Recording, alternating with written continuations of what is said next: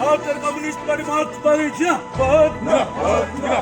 আমরা সূর্যকান্ত মিশ্র থেকে লাল লাল সালাম। আমরা সূর্যকান্ত মিশ্র থেকে লাল লাল সালাম।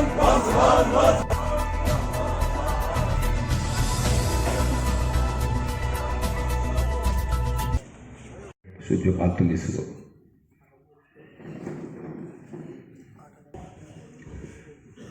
সাথী সভাপতি, মঞ্চে উপস্থিত নেতৃবৃন্দ, উপস্থিত সাথী ও বন্ধুগণ, আমি আপনাদের প্রথমেই আমাদের পার্টি ভারতের কমিউনিস্ট পার্টি মার্ক্সবাদী পশ্চিমবঙ্গ রাজ্য কমিটির পক্ষ থেকে সবাইকে আমার আন্তরিক ধন্যবাদ, অভিনন্দন ও কৃতজ্ঞতা জানাচ্ছি যে আপনারা একটা পড়ন্ত শীত, কিন্তু সেই শীতের সন্ধ্যায় এখানে সমবেত হয়েছেন। এই কেবলমাত্র পালাকাটা এলাকা সংলগ্ন কমরেডরা এখানকার এবং আমাদের অন্যান্য বন্ধুরা তারা এখানে সমবেত হয়েছেন এই সভা উপলক্ষে।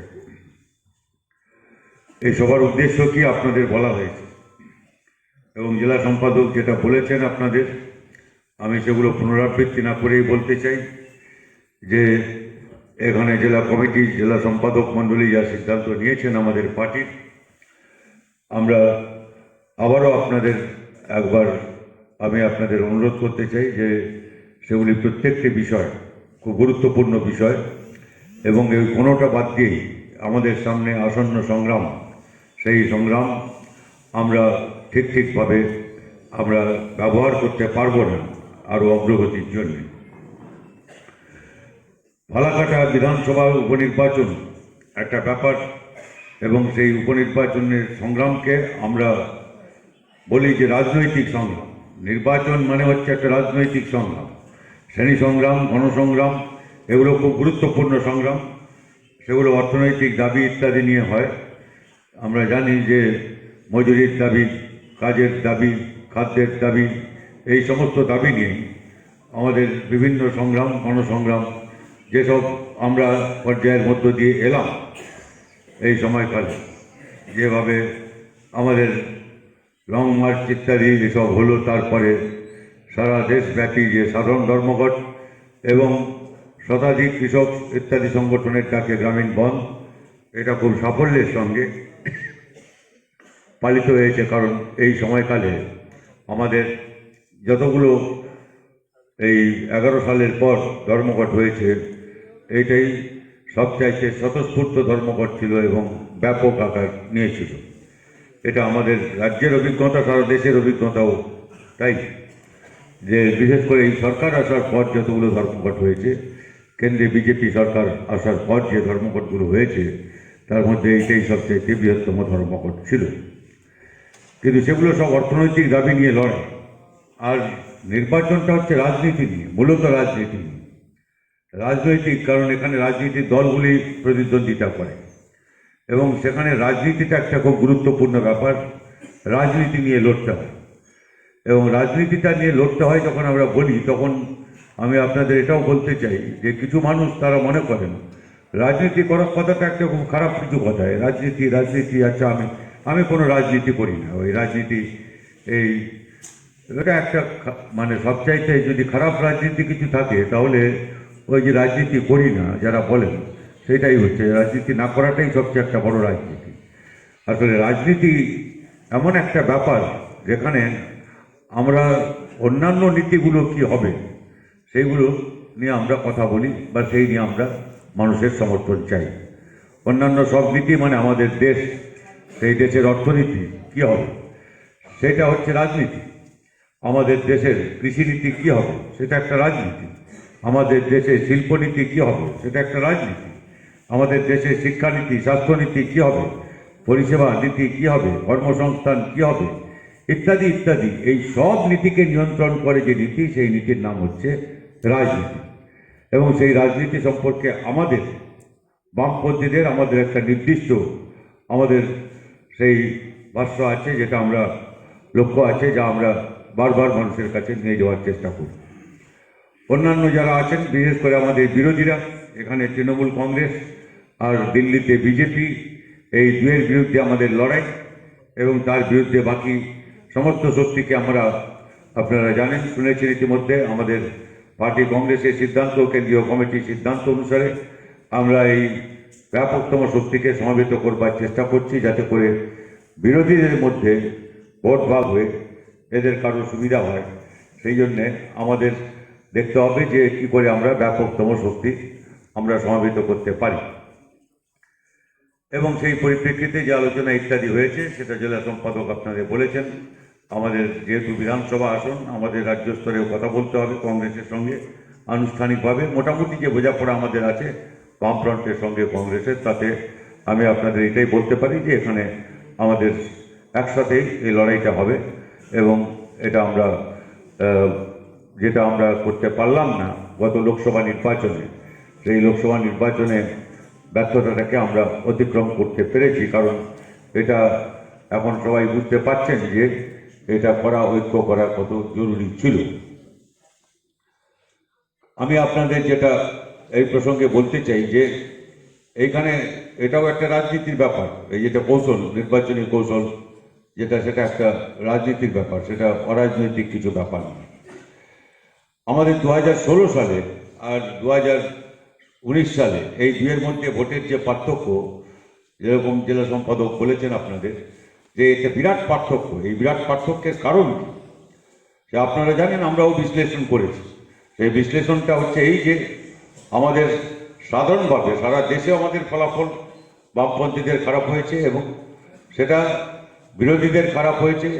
বিজেপি আসনের দিক দিয়ে বা ভোটের দিক দিয়ে 2014 সালে যা ভোট বা যা আসন পেয়েছিল তার চাইতে বেশি আসন, বেশি ভোটে ফিরে এসছে। এবং আমরা বলেছিলাম এর মধ্য দিয়ে সারা দেশে দক্ষিণপন্থার যে আক্রমণ তা আরও সংহত হয়েছে, আরও জোরদার হয়েছে। এবং আমরা যা বলেছিলাম ঠিক তাই ঘটছে। এখন এই সময়কালে লোকসভা নির্বাচনের পর আমরা দেখতে পাচ্ছি সেই আক্রমণ কীরকম তীব্র থেকে তীব্রতর হচ্ছে, সেটা আমরা প্রত্যেক দিন আমাদের দৈনন্দিন অভিজ্ঞতার মধ্য দিয়ে আমরা বুঝতে পারছি। কিভাবে তারা নির্বাচন জিতেছিল সেই সব আমরা কেন্দ্রীয় কমিটি পর্যালোচনা করে পার্টি চিঠি আপনাদের কাছে প্রকাশ করেছি, এবং সেসব তাছাড়া আমাদের পত্রপত্রিকা ইত্যাদি বিশদ বেরিয়েছে। একটা মিথ্যার উপরে একটা নির্বাচন কীরকম করে যেতে যায়, একটা মিথ্যা প্রচারকে কী করে বিশ্বাসযোগ্য করে তোলা যায়, এবং প্রচার মাধ্যমকে কিভাবে ব্যবহার করা যায়, এবং কি করে বিপুল পরিমাণ অর্থ তারা খরচ করেছিল, এবং কিভাবে মানুষের মধ্যে তারা এই একটা মিথ্যাকে সত্যভাবে একটা জিনিসকে উপস্থাপিত করতে সক্ষম হয়েছিল, সেইটা আমরা দেখেছি। সেটা যেরকম একদিক দিয়ে ঠিক, তেমনি আরেকটা দিক হচ্ছে, যেহেতু সারা দেশে বিরোধীরা তারা ঐক্যবদ্ধ হতে পারল না, এবং আমাদের এখানে পশ্চিমবাংলায় তৃণমূল বিজেপি বিরোধী শক্তিগুলোকে এক করা গেল না, ভোটটা ভাগ হলো, তার সুবিধা ওরা পেয়েছে। সারা দেশের আমাদের দায়িত্ব, অত আমরা সারা দেশে হস্তক্ষেপ করার মতো আমাদের সীমিত খুব ক্ষমতা আছে, কিন্তু তারা যারা মূল যারা জাতীয় স্তরের বড় দল, যেটা মূলত বিরোধী দল কংগ্রেস, তাদেরও ভূমিকা, তাদেরও দায়িত্ব ছিল। কিন্তু পর্যালোচনা নির্বাচনের পর এটা সবাই বুঝতে পেরেছে যে এই যে বিভাজন, এটা যদি এক করে না লড়াই হয় তাহলে এই শত্রুকে মোকাবিলা করা মুশকিল হবে। সেই জন্যে সেই অভিজ্ঞতা থেকেই আমাদের এখন আপনারা দেখছেন যে সারা দেশে বিরোধী দলগুলো তাকে একত্রিত করবার, লড়াই সংগ্রাম এসবের মধ্যে নিয়ে আসবার চেষ্টা করছে। ভোটের সময় যদি কেবল একটা বোঝাপড়া হয়, সেটাই মানুষের আস্থা অর্জন করে না। 2016 সালে আমরা একটা কংগ্রেসের সঙ্গে আসন বোঝাপড়া করি, একসাথে প্রচার হবে কিনা, একসঙ্গে নেতারা বলবেন কিনা, এটা জোট না কি ব্যাপার, এই নিয়ে 5 রকম কথা, এসব মানুষের মধ্যে খানিকটা বিভ্রান্তি ছিল, সেটা খুব স্পষ্টতা ছিল না। তা সত্ত্বেও মানুষের মধ্যে একটা আশা তৈরি হয়েছিল যে আমরা পারব, একটা বিশ্বাস তৈরি হয়েছিল, একটা আত্মবিশ্বাস তৈরি হয়েছিল। এবং সেটা আমাদের যে ফলাফল, তার থেকে আমরা এটা বুঝতে পারি যে এটাকে যদি আমরা আর একটু এটা মসৃণ করতে পারতাম বোঝাপড়াটা, তাহলে আরও খানিকটা আমরা অগ্রসর হতে পারতাম। আমরা এই বিপদটার কথাও বলেছিলাম যে এটা যদি ঠিকভাবে আমাদের বোঝাপড়া না হয়, তাহলে বিজেপি এখানে পশ্চিমবাংলায় দ্বিতীয় শক্তিতে পরিণত হবে এবং আমরা যা বলেছিলাম আশঙ্কা করেছিলাম ঠিক তাই হয়েছে। বিজেপি দ্বিতীয় শক্তিতে পরিণত হবে। 2016 সালেই আমরা এই কথাটা আমরা খুব দৃঢ়তার সঙ্গে বলেছিলাম যে এই চ্যালেঞ্জটা কেন এত বড় চ্যালেঞ্জ তখন বলেছিলাম। এবং 2016 সালের পর আমাদের এই অভিজ্ঞতা থেকে শিক্ষা নিয়ে যে আমরা আন্দোলন সংগ্রামগুলো বিরুদ্ধে একসঙ্গে গড়ে তুলতে পারলাম, ঠিক পারলাম। বোঝাপড়ায় আমাদের সারা দেশে আমাদের রাজ্যেও তার একটা প্রভাব আছে। আমাদের বোঝাপড়ায় একটা ঘাটতি ছিল। আমাদের এই যে আমরা একাই সব পারি এটা একটা ধারণা এবং বিজেপি এবং কংগ্রেসকে একই রকম করে দেখা, সমদূরত্বের লাইন যাকে বলা হয়। সমদূরত্ব মানে মেপে মেপে বিজেপি ওইখানে আছে, এখান থেকে 5 ফুট আর ওদিকে 5 ফুট, এখানে কংগ্রেস, আমি 5 ফুট, এদিকেও যাব না ওদিকে যাব না। এটা আমাদের পার্টির লাইন না। আমাদের পার্টি কর্মসূচি যারা পড়েছেন ওই ধারায় খুব স্পষ্ট করে বলা আছে 7.14, আমি তার মধ্যে যাচ্ছি না, সে কি বলে ওখানে খুব স্পষ্ট করে লেখা আছে কেন বিজেপির সঙ্গে আর কোনো শাসক দল যেসব বুর্জোয়া পার্টি আছে তাকে এক করতে নেই। তার কারণ বিজেপি নয়, বিজেপি একটা পার্টি যেটা বিজেপি পরিচালনা করে না, পরিচালনা করে রাষ্ট্রীয় স্বয়ংসেবক সংঘ। রাষ্ট্রীয় স্বয়ংসেবক সংঘই হিন্দু মহাসভা তৈরি করেছিল, রাষ্ট্রীয় স্বয়ংসেবক সংঘই জনসংঘ তৈরি করেছিল, রাষ্ট্রীয় স্বয়ংসেবক সংঘই পরে বিজেপি তৈরি করেছে। সুতরাং রাষ্ট্রীয় স্বয়ংসেবক সংঘ একটা সংগঠন, একটা ফ্যাসিস্ট সুলভ একটা সংগঠন যেটা সবচাইতে প্রতিক্রিয়াশীল শক্তি আমাদের দেশে। কারণ তারা অর্থনীতির দিক থেকে সবচাইতে দক্ষিণপন্থী, সবচাইতে প্রতিক্রিয়াশীল। তারা গণতন্ত্রের উপরে আক্রমণের দিক চাইতে সবচাইতে প্রতিক্রিয়াশীল এবং তারা একটা ধর্মনিরপেক্ষতা আমাদের যে সংবিধানের মৌলিক কাঠামো তার বিরুদ্ধে এবং তারা একটা ফ্যাসিস্ট সুলভ শক্তি, একটা আক্রমণ যারা সাম্রাজ্যবাদের পক্ষে, সবচাইতে সাম্রাজ্যবাদের সবচাইতেও এখানে রক্ষিত হচ্ছে না। এই জন্য ওই পার্টির সঙ্গে আর কোনো পার্টিকে আমরা সমান করে দেখিনি। সুতরাং কংগ্রেসের সঙ্গে বিজেপির সঙ্গে সমদূরত্বের লাইন ভুল লাইন। এই ভুল লাইনটা আমাদের পার্টির কর্মসূচিতেই লেখা ছিল। আবার পার্টি কংগ্রেসে আমাদের যে আলোচনা হয়েছে তার ভিত্তিতে আমরা সমগ্র পার্টিকে তার ভিত্তিতে ঐক্যবদ্ধ করতে পেরেছি এবং আমরা চেষ্টা করছি, আমাদের যা সামর্থ্য আছে সর্বভারতীয় স্তরে পার্টি কেন্দ্র তারাও চেষ্টা করছেন যে কিভাবে এই সব বিরোধী শক্তিকে ঐক্যবদ্ধ করা যায়। আমি আপনাদের বললে একটু মানে ভুলভাবে সেটা যাতে ব্যাখ্যা না হয় সেজন্য স্পষ্ট করে বলতে চাই, যেহেতু অন্য কোনো পার্টির সঙ্গে আমরা এক করে দেখি না কংগ্রেসকে, আমরা তৃণমূল কংগ্রেসকেও বিজেপির সঙ্গে সমান করে দেখি না। আবার বলছি, তৃণমূল কংগ্রেসকেও বিজেপিকে সঙ্গে সমান করে দেখি না। কারণ তৃণমূল কংগ্রেস একটা আঞ্চলিক দল পশ্চিমবাংলায়। এই যে ঝাড়খণ্ডে নির্বাচন হলো, ওই ঝাড়খণ্ডের নির্বাচন যে হলো ওদের সব তো জামানত জব্দ হয়েছে, আমাদের চাইতেও কম যে কটা সিটে লড়াই করেছে। ওই কেটি সিং বলে একটা চিটফান্ডের মাস্টার, ওই লোকটাকে ওই কী বলে রাতারাতি ওকে ওখান থেকে কী বলে রাজ্যসভায় পাঠিয়ে দিল আর তারপরে ত্রিপুরায় একটা পার্টি গড়ে ফেললো। এটা মুখ্যমন্ত্রী এক সময় বলেছিল এই সাম্প্রতিককালে আমাদের রাজ্যের মুখ্যমন্ত্রী যে কেরালার কংগ্রেসটা বামফ্রন্ট কী বলে পশ্চিমবাংলার কেরালার কমিউনিস্টরা সিপিআইএম, তারা পশ্চিমবাংলার সিপিআইএম বামপন্থীদের চাইতে ভালো। এই তো আমরা বলেছিলাম তো যে এটা ঠিকই, যেরকম ত্রিপুরার তৃণমূলটা আপনার চাইতে ভালো, পশ্চিমবাংলার তৃণমূলের চাইতে ভালো। কারণ ত্রিপুরায় আপনি সব কংগ্রেসটাকেই 4 জনকেই তৃণমূল করে দিলেন আর পুরোপুরি তৃণমূলটাই বিজেপি হয়ে গেল। পরিষ্কার একদম সাফ একদম তৃণমূল থেকে বিজেপি হয়ে গেল। এত ঘোর প্যাচ করে ওই বিজেপির সঙ্গে ভেতরে এইসব বোঝাপড়া এইসব করতে যায়নি, সেদিক দিয়ে পরিষ্কার একদম বোঝা যায়। একটু অস্পষ্ট, এরা এক নয়, কারণ এটা আঞ্চলিক দল। এর ক্ষমতা চুরি জোচ্চুরি চিটফান্ড ফিটফান্ড যাই করুক সেই সব করবে এইখানকার মধ্যে পশ্চিমবাংলার মধ্যে। আর ও দিল্লি সারা দেশ, আর ওর সঙ্গে সম্পর্ক হচ্ছে ওই যে আমেরিকার রাষ্ট্রপতি ডোনাল্ড ট্রাম্প, আর তারপরে ডেকে নিয়ে এসেছিল যে ব্রাজিলের ডোনাল্ড ট্রাম্পের লাতিন আমেরিকায় যে ডান হাত, এই আপনারা জানেন বোলসোনারো, একটা কুখ্যাত লোক। সেই লোক যে নিজেকে ফ্যাসিস্ট বলে ঘোষণা করে, যে সংসদীয় গণতন্ত্রের বিরুদ্ধে, যে বিচার বিভাগের বিরুদ্ধে, যে পুরোপুরি ফ্যাসিজমের বিরুদ্ধে, যে একটা পুরো নারী বিদ্বেষী, আর ওরকম একটা বিখ্যাত সারা পৃথিবীর ফুসফুস আমাজনের জঙ্গল, সেইটা আগুন যে লাগলো এই তার পেছনে ওর ভূমিকা ইত্যাদি এইসব আমি বলে শেষ করতে পারবো না, আমি যাচ্ছি না তার মধ্যে। ওই দলের মধ্যে ওরা সারা বিশ্বব্যাপী যত দক্ষিণপন্থী প্রতিক্রিয়াশীল শক্তি আছে, এই যে ইংল্যান্ডে ভোট হলো, এই যে ওখানে কনজারভেটিভ পার্টি রক্ষণশীল দল জিতলো, ওখানকার লেবার পার্টিকে হারিয়ে যে জিতলো, কারণ এখানে মোদি গিয়ে প্রচার করেছেন ওখানে হিন্দুদের যে যে এই লেবার পার্টি হচ্ছে হিন্দু বিরোধী, ওইটা বলে ওখানে। আর তারপরে কি বলে, ওরাও আছে যে যারা কি বলে ইহুদিদের পক্ষে যারা আছে তাদের একটা পার্টি, এরকম সাম্প্রদায়িক দল, তারাও ওই সব সাম্প্রদায়িক প্রচার করে ওরা জিতেছে। অর্থাৎ দুনিয়ার আমেরিকার হোক, ব্রিটেনের হোক কি ব্রাজিলেরই হোক, লাতিন আমেরিকার যারা উগ্র দক্ষিণপন্থী আছে তাদের সঙ্গে এদের যোগাযোগ।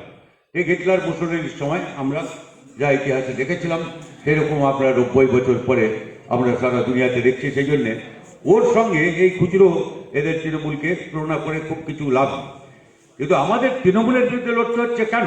তার কারণ এইটাই যে তৃণমূল এদের সঙ্গে যে সম্পর্ক, সেই সম্পর্কটা হচ্ছে এই যে তৃণমূল জায়গা করে দিয়েছে ওই আমি সহজ কি বলে যেটা বোঝে লোকে গ্রামের সেই ভাষায় বলি যে এখানে এই তৃণমূলের তৃণ আছে বলেই, ঘাস আছে বলেই গরু এসেছে খেতে। যদি ঘাস না থাকতো, ঘাস কেটে আপনি সাফ করে দিতেন, তাহলে গরু খেতে আসতো না। এখন এটা আপনারা আপনাদের অভিজ্ঞতা থেকে বুঝে থাকবেন। 34 বছর আমরা সরকার চালিয়ে এরা কখনো মাথা তুলতে পেরেছে? এই RSS, বিজেপি, এইসব শক্তি এরা কখনো এখানে মাথা তুলতে পেরেছে? কোনো সাম্প্রদায়িক শক্তি এখানে মাথা তুলতে পেরেছে?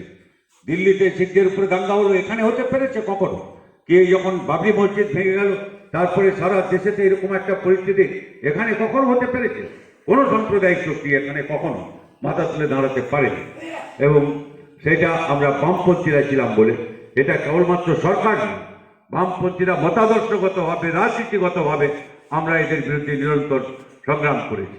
আর এর আমলে তো হবেই, কারণ উনি তো গেছিলেন ওখানে RSS-এর ওখানে হেডকোয়ার্টারে, আর ওইখানে ওকে মা দুর্গা বলেছিল, মা দুর্গা বলে ওখানে বলেছিল, আর উনি বলেছিলেন এরা হচ্ছে সবচাইতে দেশপ্রেমী। এই এখনো আপনি দেখবেন এই মুখ্যমন্ত্রী RSS-এর বিরুদ্ধে একটা কথা বলেন না। ওই বরং ভোটের সময় যদি আপনি ভালো করে খেয়াল করেন, কাগজ পড়েন, আপনি দেখবেন যে ভোটের সময় বলছে না RSS-এর লোকেরা ওরা ভালো লোক, আমি কিছু জানাশোনা আছে, আমার জানাশোনা তো থাকবেই, আপনার ওখানে নারীর সম্পর্ক আছে, সেই জন্য জানাশোনা কিছু আছে, আমি ওদের বুঝিয়ে বলবো এই এরা যাতে ঠিকভাবে চলে। কাজে এর বিচারিতাটা হচ্ছে খুব স্পষ্ট। এটাই হচ্ছে ব্যাপার যে এই শক্তি পশ্চিমবাংলার মাটিতে বিজেপির যে আগ্রাসনের চেষ্টা, এরা মোকাবিলা করতে পারবে না। মতাদর্শ, রাজনীতি, প্রশাসন, সংগঠন কোনো দিক দিয়েই পারবে না। তার কারণ প্রথম যোগাযোগটা ওইখানটায়, এবং RSS-এর কথা মতোই এখানে পরে বিজেপি এবং তৃণমূলের জোট গড়ে উঠেছিল। দুবার উনি বিজেপি মন্ত্রিসভায় উনি সদস্য ছিলেন। এগুলো মানুষকে বারবার মনে করিয়ে দিতে হবে। সবাই জানেন আপনারা এরকম কিছু ব্যাপার না, কিন্তু বারবার যদিও যেটা বলতেন, বারবার আমাদের বলতে হবে এ কথা, মনে করিয়ে দিতে হবে এর অতীতটা কি। অতীতটা হচ্ছে তো ওই যে কখন কংগ্রেস ছেড়ে বিজেপি, বিজেপি ছেড়ে কংগ্রেস, কংগ্রেস ছেড়ে বিজেপি, একটা চরম সুবিধাবাদ, যেখানে পাবে সুবিধা সেইখানে যাবে, এবং তার জন্য সে এপাশ থেকে ওপাশ করতে কোনো সময় লাগে না। এটাই হচ্ছে খুব স্পষ্ট ব্যাপার। এবং সেটা শুধু খালি তাই না, সেইটাই যে সম্পর্ক, তারপরে এখানে RSS-এর বারবারন্ত এত যে শাখা ফাঁকা ইত্যাদি হয়েছে। এই উত্তরবঙ্গটা আমি নির্বাচনের সময় যখন এখানে এসেছিলাম, আমি জনসভায়ও কয়েক জায়গায় বলেছি, এটা আমার ব্যাপার না, আমরা এটা বুঝতে পারছিলাম রাজ্যে আমাদের যে আলোচনা ইত্যাদি আমরা দেখছিলাম, যা রিপোর্ট ইত্যাদি পাচ্ছিলাম, আমি বলেছিলাম যে উত্তরবঙ্গটা ছেড়ে দিয়েছেন উনি বিজেপির দিকে। 2014 সালে যখন মোদি এসেছিলেন ওখানে ওই আমাদের ব্রিগেড প্যারেড গ্রাউন্ডে মিটিং করতে, তখনই উনি বলেছিলেন দুইটা লাড্ডু মানে এই যে একটা লাড্ডু, এই লাড্ডুটা আছে কেন্দ্রের লাড্ডু, দিল্লি কা লাড্ডু, এটা আমাকে ছেড়ে দিন, আর বাংলার লাড্ডুটা আপনি খান। এই হচ্ছে বোঝাপড়া, মূল কথা। আপনি এখানে রাজ্য পার্টি চালান, কিন্তু পার্লামেন্টে আমাকে সমর্থন করুন। এই জন্যই আপনি দেখছেন যে দোলাচল এখন যতগুলো ব্যাপার হচ্ছে, এই কিংবা NRC কিংবা NPR থেকে CAA ইত্যাদি ইত্যাদি, দেখবেন কিরকম প্রত্যেকটা ক্ষেত্রে দোলাচল। কি কাশ্মীরে ওরা ভোটই দিল।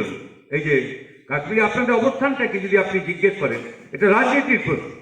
কাশ্মীর একটা জায়গার সময় সেখানে শেখ আবদুল্লাহর নেতৃত্বে রাজতন্ত্রের বিরুদ্ধে আমাদের পশ্চিমবাংলায় যে ভূমি সংস্কার হয়েছে, তার চাইতে অনেক বুনিয়াদী ধরনের ভূমি সংস্কার যে যদি কোথাও হয়ে থাকে সেটা হচ্ছে কাশ্মীর।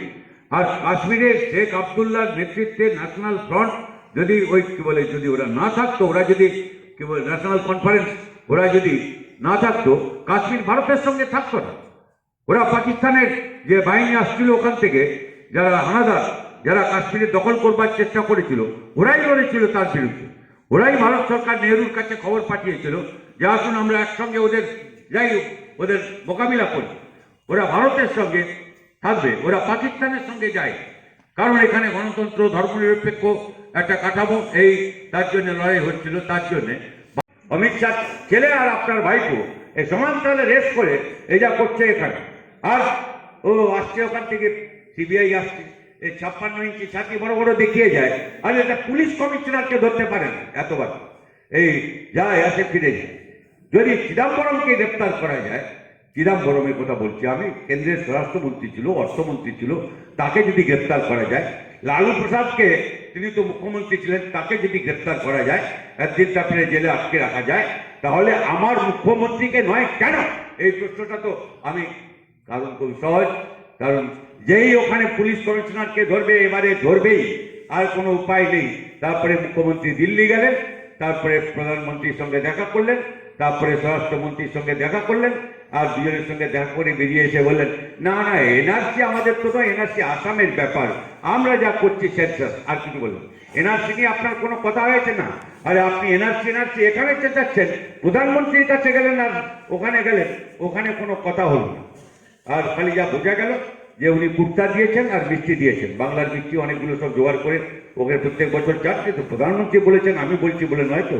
আর কুর্তা পাঠান উনি, আমি খালি ওকে মাঝে মাঝে জিজ্ঞেস করি, সেটা যাই হোক আপনারা শুনে থাকবেন হয়তো। আমি বলি যে এই কুর্তা যে দিচ্ছেন, ওই 56 ইঞ্চি ছাতির কুর্তা, তারপরে এই অমিত শাহ তো 56 ইঞ্চি ছাতি হবে না, পেটটা হয়তো 56 ইঞ্চি হতে পারে, আমি ঠিক জানি না। কিন্তু এই যে কুর্তা, এই কুর্তার মাপ পেলেন কোত্থেকে? আপনি প্রধানমন্ত্রী আপনাকে মাপ দিয়েছেন?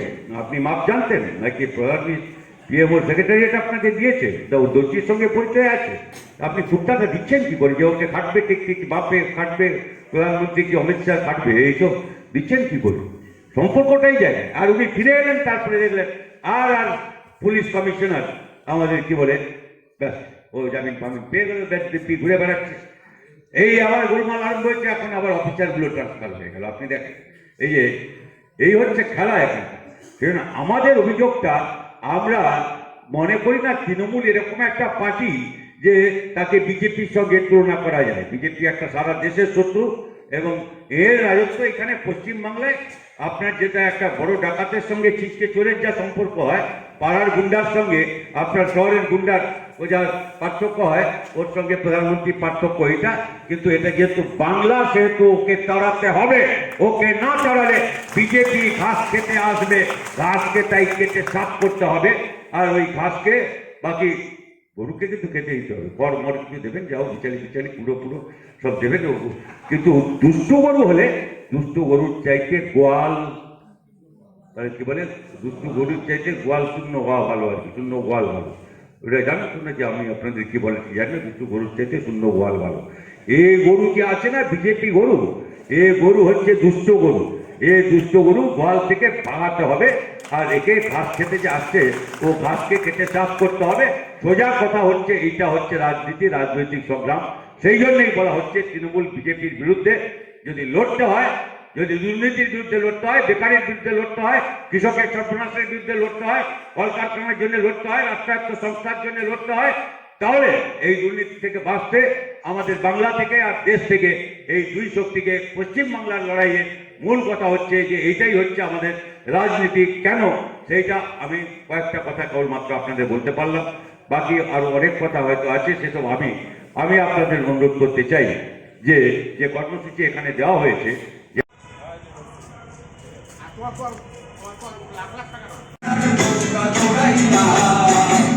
আগে কি সুন্দর দিন কাটাইতাম আমরা, আগে কি সুন্দর দিন কাটাইতাম, আগে কি সুন্দর দিন কাটাইতাম আমরা, আগে কি সুন্দর দিন কাটাইতাম।